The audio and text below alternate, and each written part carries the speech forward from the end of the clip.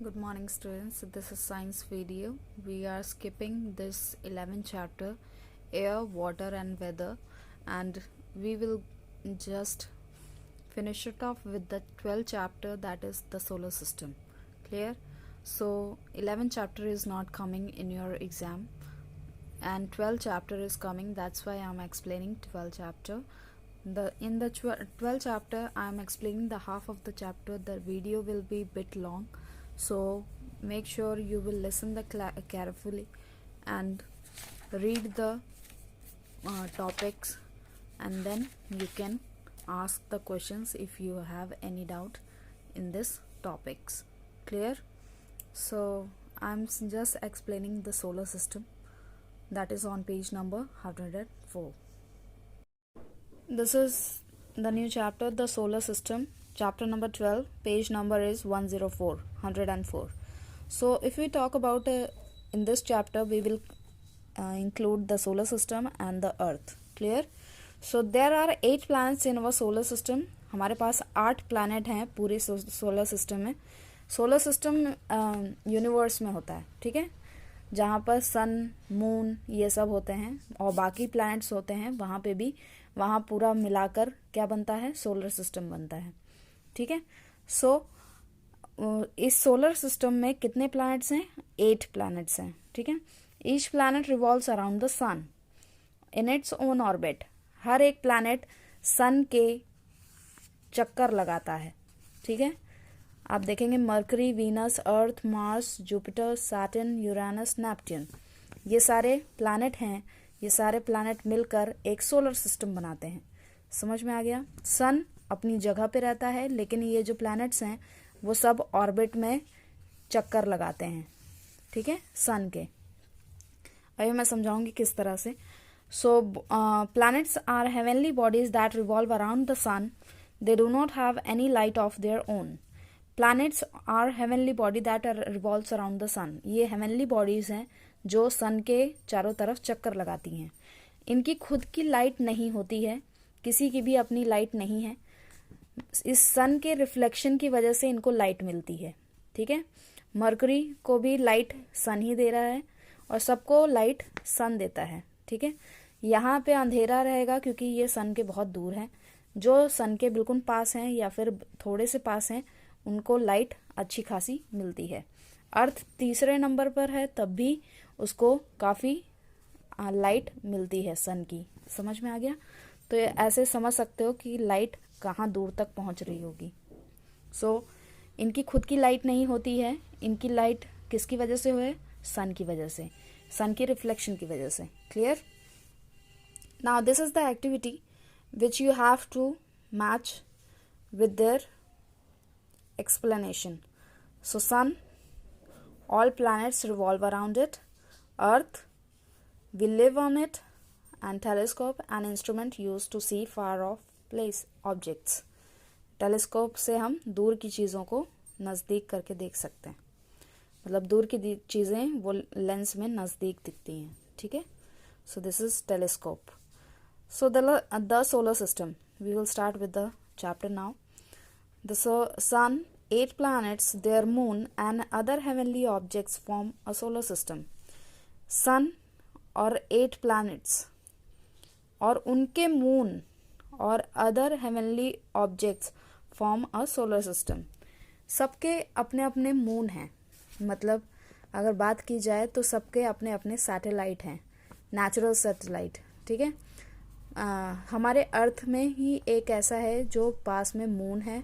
बाकी सबके भी मून हैं लेकिन वो दूर दूर हैं. लेकिन अर्थ का सबसे पास में एक सैटेलाइट है, नेचुरल सैटेलाइट, उसको हमने मून नाम रखा है. ठीक है. तो सन है, 8 प्लैनेट्स हैं, उनके मून हैं और दूसरे भी हेवनली ऑब्जेक्ट्स हैं जो साथ मिलाकर क्या बनाते हैं? सोलर सिस्टम बनाते हैं. The 8 planets in order to increasing distance from the sun are mercury.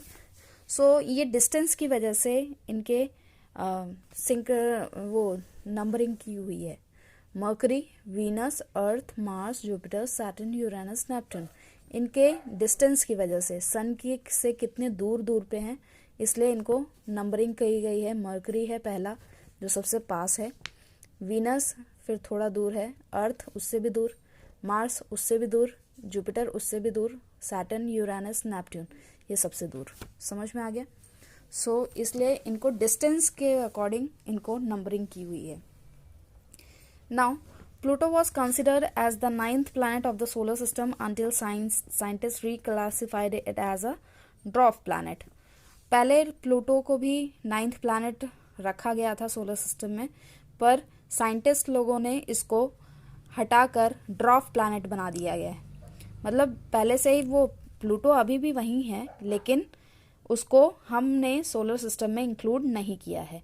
अब उसको ड्वार्फ प्लैनेट के नाम से हमने डाल दिया है, मतलब अलग उसको रखा है। ठीक है उसी जगह पे, नेपट्यून के ही बगल में प्लूटो ही अभी भी है, ऐसा नहीं है कहीं चला गया है, लेकिन उसको हमने सोलर सिस्टम से हटा दिया है। बस हमने मानना बंद कर दिया है कि वो सोलर सिस्टम का पार्ट है, तो उसको ड्वार्फ प्लैनेट बोला गया। ड्वार्फ मतलब होता है बौना, जिसका डेवलपमेंट खत्म हो जाता है, या फिर बौना पता है ना कि जिसकी हाइट रुक जाती है, डेवलपमेंट रुक जाता है, तो उसको हम ड्वार्फ बोलते हैं। ठीक है। On August 24, 2006, International Astronomical Union defined planet Pluto did not fit into the definition, is now considered as a dwarf planet. Pluto के अंदर जो प्लैनेट वाली खूबियाँ थी वो नहीं फिट हो रही थी, इस वजह से उसको ड्वार्फ प्लैनेट में रख दिया गया है। The other dwarf planets are Ceres, Eris. दूसरे भी ड्वार्फ प्लैनेट्स हैं जो सोलर सिस्टम के अंदर हैं, वो क्या हैं? सीरीज और ईरीज हैं, etcetera. Dwarf planets also revolve around the sun on their fixed orbit. तो ड्वार्फ प्लैनेट भी अपने ही ऑर्बिट में सन के चारों तरफ चक्कर लगाते हैं। अब ऑर्बिट क्या होता है? मान लो ऑर्बिट एक तरह का पाथ है, रास्ता। ठीक है, इसको मान लेते हैं sun, this cap is known as sun, और बाकी इसको मान लेते हैं प्लैनेट। ठीक है, प्लैनेट क्या करता है, एक, अब सब इधर उधर होंगे तो टकरा जाएंगे एक दूसरे से, right?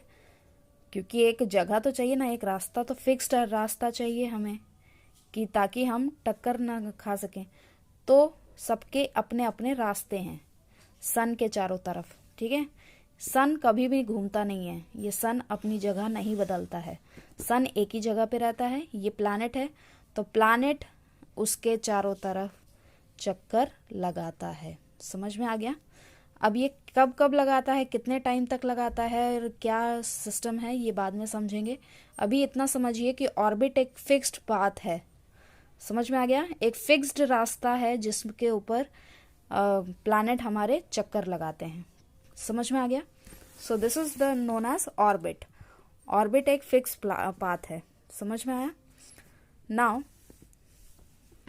Late us read about the sun and their planets. Sun और उनके प्लैनेट्स के बारे में यहाँ पे डिटेल में दिया हुआ है। Sun is the hot ball of glowing gases that give us heat and light. Sun एक ऐसा बॉल ऑफ फायर है जो हीट और लाइट देता है। It is the centre of our solar system. ये सोलर सिस्टम के बीचों बीच है। समझ में आ गया? It is the star nearest to the earth. ये सबसे बिगेस्ट स्टार है जो अर्थ के पास है। Mercury, it is the planet closest to the sun. It is the smallest planet in the solar system. ये सन के बिल्कुल नजदीक है और ये सबसे छोटा प्लैनेट है मर्करी। समझ में आ गया? Venus, it is the hottest planet in the solar system. ये सबसे हॉटेस्ट प्लैनेट है वीनस, मर्करी से भी ज्यादा गर्म। कौन है? वीनस है।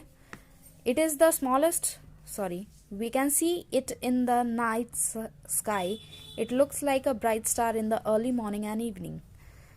आप देखते होंगे मॉर्निंग या इवनिंग में एक स्टार हमें दिखता है सबसे पहले, और बिल्कुल ब्राइटेस्ट होता है वो, चमकता हुआ। वो कौन है? वीनस है। समझ में आ गया? तो वीनस को हम मॉर्निंग स्टार भी बोलते हैं और इवनिंग स्टार भी बोल दिया जाता है कभी कभी। ठीक है? It is also called the morning star or evening star. Earth, it is the only planet where life exists. अर्थ एक ऐसा प्लैनेट है जिसके अंदर लाइफ है, मतलब इंसान रहते हैं, पेड़ रहते हैं, जानवर रहते हैं। एक ऐसी प्लैनेट है जहाँ पर लाइफ एग्जिस्ट करती है। It also called the blue planet since 70% of its surface is covered with water. इसको ब्लू प्लैनेट के नाम से भी जाना जाता है क्योंकि इसका 70% जो है वो पानी से कवर्ड है, मतलब पानी से घिरा हुआ है। Mars, it is the red planet because of the reddish brown appearance due to the red rusty dust। ये रेड कलर का होता है मार्स। ये रेड कलर का इसलिए है क्योंकि इसमें धूल, मिट्टी, ये सब रेड होता है और ब्राउन होता है जो हमेशा रहते ही रहते हैं, तो इस वजह से इसको रेड रस्टी डस्ट की वजह से ये रेड कलर में दिखता है आपको। ठीक है, टेलीस्कोप में इनके कलर्स दिखेंगे। Now Jupiter. Jupiter is the largest and fastest spinning planet in the solar system. Jupiter एक तरह का लार्जेस्ट, बहुत ही बड़ा प्लैनेट है और फास्टेस्ट स्पिनिंग प्लैनेट। स्पिनिंग का मतलब होता है अपनी ही जगह पर घूमना, समझ गए। ये प्लैनेट एक ऐसे भी करते हैं जिसको बोलते हैं क्या, रेवोल्यूशन, और एक अपनी ही जगह पे घूमते हैं उसको बोलते हैं क्या, रोटेशन। ठीक है, ये आपके चैप्टर में, chapter number I think this one, ये जो चैप्टर था, चैप्टर नंबर 11 जो हम स्किप कर रहे थे, तो इसमें आपको रेवोल्यूशन और रोटेशन के बारे में समझाया गया था। तो अभी समझ लीजिए कि रेवोल्यूशन क्या होता है, रोटेशन क्या होता है। ठीक है, तो अर्थ जब भी मूव करती है तो इसको बोलते हैं रेवोल्यूशन। समझ में आ गया। एक ऑर्बिट के ऊपर जब वो मूव करती है और सन के चारों तरफ मूव करती है उसको बोलते हैं रेवोल्यूशन। लेकिन अर्थ भी अपनी ही जगह पर घूमती रहती है, अर्थ अपनी ही जगह पे घूमती रहती है, उसको बोलते हैं रोटेशन। समझ में आ गया। तो वही चीज़ है कि रेवोल्यूशन और रोटेशन में डिफरेंस है। नाउ हम बात कर रहे थे किसकी, जुपिटर के बारे में। जुपिटर जो है वो सबसे ज़्यादा स्पिनिंग वाला प्लैनेट है जो बहुत ज़्यादा फास्ट स्पिन करता है। They have 3 rings of dust and circle Jupiter. कुछ छोटे छोटे रिंग्स होते हैं जो जुपिटर के सामने दिखाई देते हैं या फिर जुपिटर के आसपास दिखाई देते हैं। वो 3 रिंग्स हैं जो डस्ट होते हैं या फिर गैसेस होती हैं या फिर आइस होते हैं। समझ में आ गया। Saturn, it is surrounded by the several shining ring around it. Its rings are made up of ice, rocks and dust. Saturn पे भी बहुत सारे रिंग्स बने हुए हैं।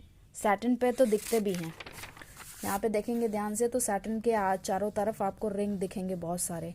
वो किसकी वजह से होते हैं, आइस की वजह से, रॉक्स की वजह से या फिर डस्ट की वजह से वो अपने रिंग्स बना लेते हैं सैटर्न के चारों तरफ, उनको हम रिंग्स बोलते हैं। ठीक है। Uranus, it is the first planet discovered by using telescope. Telescope से सबसे पहले प्लैनेट दिखने वाला कौन सा था, यूरानस था। It is the only planet that spin on it's side.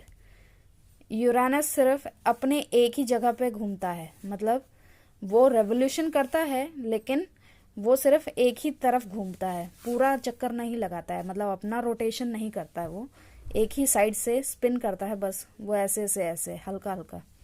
ठीक है। Neptune, it is the farthest planet from the sun. सबसे दूर वाला जो प्लैनेट है वो कौन है, नेपट्यून है। It looks blue in colour, ये ब्लू कलर में होता है। Cold wind blow very fast on Neptune. बहुत ही ठंड वाला हवाएं बहती हैं नेपट्यून के अंदर। क्यों, क्योंकि वहां तक सनलाइट नहीं पहुंचती है, तो इसलिए वो बहुत ठंडा होता है। ठीक है। Mercury, Venus, earth, Mars are the 4 inner planets made of rocks. Mercury, Venus, earth, Mars. अच्छा, ये inner planets and outer planets कौन से हैं ये भी देख लीजिए। इनर प्लैनेट्स इनको बोलते हैं जो एस्ट्रॉइड बेल्ट के अंदर होते हैं, और आउटर प्लैनेट्स वो हैं जो एस्ट्रॉइड बेल्ट के बाहर होते हैं। एस्ट्रॉइड बेल्ट एक तरह का बहुत छोटे छोटे छोटे छोटे ड्वार्फ प्लैनेट्स हैं जो एस्ट्रॉइड बेल्ट बनाते हैं, या फिर डस्ट, ये पार्टिकल्स, ये सब एक बेल्ट बना देते हैं, बीच में एक डिवीजन कर देते हैं जो इनर प्लैनेट को डिवाइड करता है और आउटर प्लैनेट को डिवाइड करता है। क्लियर। तो इनर प्लैनेट्स आपके हैं मर्करी, वीनस, अर्थ, मार्स, और आउटर प्लैनेट्स ये हैं Jupiter, Saturn, Uranus, Neptune. Clear? So यही ये समझाने की कोशिश में है कि Mercury, Venus, Earth and Mars are the inner planets made of rocks, जो रॉक से बने होते हैं। Jupiter, Saturn, Uranus, Neptune are the outer planets made of gases. ये इनर प्लैनेट्स जितने भी बने हुए हैं वो रॉक से बने हुए हैं, पत्थर से बने हुए हैं, लेकिन जो बाहरी प्लैनेट्स हैं ये सैटर्न, यूरेनस, नेपट्यून और जुपिटर, ये सब कहाँ किससे बने हुए हैं? गैसेस से बने हुए हैं। ठीक है? जितने भी आउटर प्लैनेट्स हैं उनके चारों तरफ रिंग्स बनी हुई हैं। Now if we talk about satellites, the object that revolves around the planet are called satellite. एक ऑब्जेक्ट घूमता है जो प्लैनेट के चारों तरफ घूमता है। सन है, सन के चारों तरफ प्लैनेट घूमते हैं, लेकिन प्लैनेट के चारों तरफ कौन घूमता है? सैटेलाइट घूमता है। Clear? Moon is the natural satellite of the earth. Moon earth का नेचुरल सैटेलाइट है। It has no light of its own. Moon का भी अपना लाइट नहीं है, इसीलिए रात के अंधेरे में सिर्फ थोड़ा सा चमकता है। क्यों चमकता है? It shines because it reflects the light of the sun. वो भी सन की ही रिफ्लेक्शन है जो थोड़ा सा चमकता है। समझ में आ गया? वरना मून का अपना कोई लाइट नहीं है। It does not have any atmosphere. उसका एटमॉस्फेयर भी नहीं है। ठीक है? All planets have natural satellites and move that revolve around them except Mercury and Venus. सबके पास अपना अपना मून है, सिर्फ मर्करी और वीनस के पास अपना मून नहीं है। Is it clear? सो ये है सैटेलाइट के बारे में। Now we will talk about true and false. So, if we talk about true and false, all planets do not revolve around the sun. सारे प्लैनेट सन के चारों तरफ नहीं घूमते। This is false. ठीक है?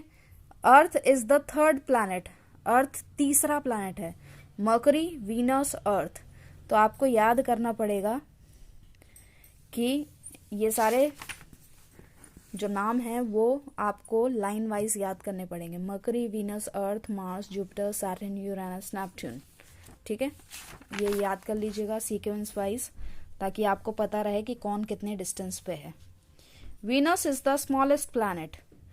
वीनस सबसे छोटा प्लैनेट है? नहीं, वीनस ब्राइटेस्ट प्लैनेट है और सबसे छोटा प्लैनेट कौन सा है? मर्करी है। तो this one is false. Jupiter is the largest planet. Yes, Jupiter is the largest planet.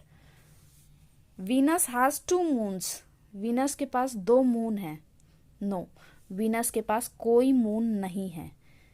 सबके पास अपने अपने मून हैं, लेकिन मर्करी और वीनस के पास मून नहीं है। ठीक है? So this is your true and false. I will give you the picture of this true and false, and later on you can do that in your book. Clear? So I'm finishing off with the half of the chapter so that we can finish it off within 2 or 3 days, right? So if we talk about star, yeah, we have to do it.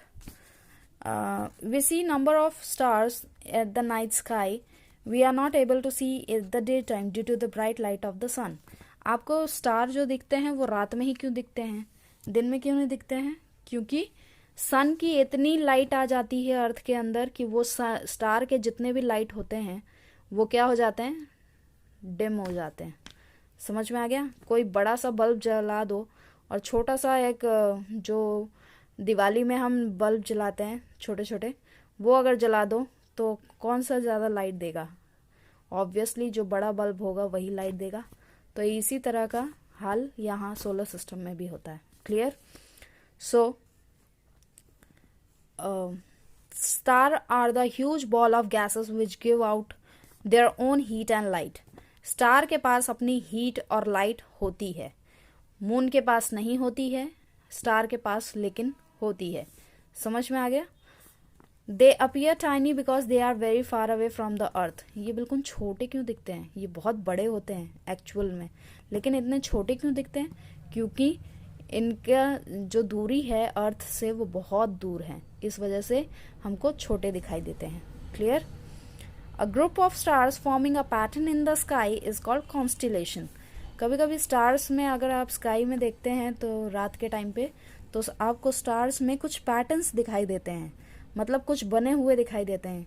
एक spoon दिखेगा, एक आपको ऐसे लगेगा कि कोई आदमी ऐसे कुछ एक्स लेकर खड़ा है, या फिर आपको उसमें उर्सा माइनर और ओरियन, ये सब आपको अभी देखने पड़ेंगे। वो सब पिक्चर्स आप फाइंड आउट कर लीजिएगा। उर्सा मेजर, उर्सा माइनर और ओरियन, ये सब जब बहुत सारे स्टार्स मिलकर एक पैटर्न बनाते हैं तो उनको हम क्या बोलते हैं? कॉन्स्टिलेशन बोलते हैं। क्या बोलते हैं? कॉन्स्टिलेशन। क्लियर? तो जब बहुत सारे स्टार्स एक पैटर्न बनाते हैं मिलकर तो उनको हम कॉन्स्टिलेशन बोलते हैं। इनमें से कॉन्स्टिलेशंस के नाम भी दिए हुए हैं, Ursa Major, Ursa Minor and Orion. Clear? तो ये सारे कॉन्स्टिलेशन के नाम हैं। अब अर्थ के बारे में बात करें तो Earth is a beautiful planet but it did not always look like this. Earth एक बहुत ही ब्यूटीफुल प्लैनेट है जिसमें सब कुछ है, लिविंग थिंग है, उसके रहने के, खाने के, ठीक है, बहुत सारे तरीके हैं, बहुत सारे चीज़ें हैं जो अर्थ के अंदर ही मिलेंगी आपको। उसका एटमॉस्फेयर एक लिविंग एटमॉस्फेयर है। Scientist believe that earth was born as a huge ball of hot and burning gases. Scientist लोग बताते हैं कि अर्थ जो है वो एक बहुत ही गर्म बॉल थी, ठीक है, जो बर्निंग गैसेस, एसिडिक गैसेस से भरी हुई थी। इट केप्ट ऑन स्पिनिंग, ये अपने ही घूमती गई और फिर बहुत सालों के बाद इसका जो आउटर सरफेस है वो कूल और हार्ड हो गया, वो ठंडा और बिल्कुल हार्ड हो गया है। The outer surface of the Earth is hard but it's interior is hot and मॉल्टन। इसका जो आउटर सरफेस है, आउटर सरफेस में हम रह रहे हैं, ठीक है, लेकिन जो अंदर का जो सरफेस है वो अभी भी हॉट और मॉल्टन है। जो ज़मीन के अंदर की बात अगर करें तो वो अभी भी गर्म है, और मॉल्टन मतलब जो गर्म होकर बिल्कुल वैसा हो जाता है, इकट्ठा हो जाता है, उसको हम मॉल्टन बोलते हैं, ठीक है। The Earth is made up of 3 layers. Earth में 3 लेयर होते हैं। Outermost layer is crust, innermost layer is core.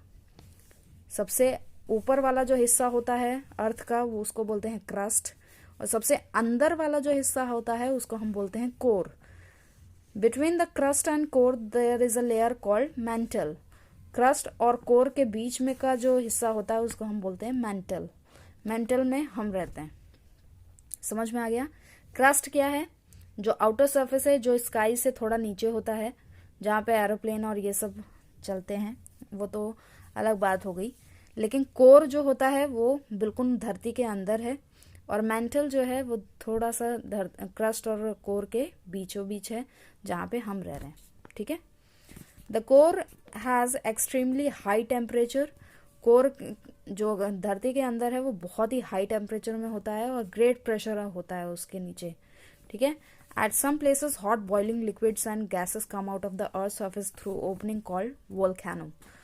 तो अर्थ अपने आप जगह बना लेती है जब वो गैसेस बहुत ज़्यादा अंदर ही रह जाती हैं, तो वो प्रेशर बनाती हैं और प्रेशर से वो धरती अपने आप जगह देती है उसको निकलने के लिए। तो वो जब इकट्ठा निकलती है कम से कम 100 सालों के बाद, तो वो क्या कहलाती है? वोल्केनो कहलाती है। वोल्केनो देखा होगा, बिल्कुल गरम गरम उसमें से लिक्विड निकलता है, तो वो क्या है? वो सारी गैसेस होती हैं और मॉल्टेन रॉक्स होते हैं, डस्ट होते हैं, बहुत ज़्यादा चीज़ें होती हैं वोल्केनो के अंदर। क्लियर? सो ये वोल्केनो का प्रोसेस है। वोल्केनो की बहुत सारी वीडियोस भी हैं जो आप चेकआउट कर सकते हैं, यूट्यूब पे मिल जाएंगे आपको। मूवमेंट्स ऑफ द अर्थ, ये मूवमेंट्स ऑफ द अर्थ हम कल पढ़ेंगे। रोटेशन के बारे में, रेवोल्यूशन के बारे में, ठीक है, एंड वेदर कैसे चेंज होता है यहाँ इस पे पढ़ेंगे। So your homework is to do true and false right now. Thank you so much.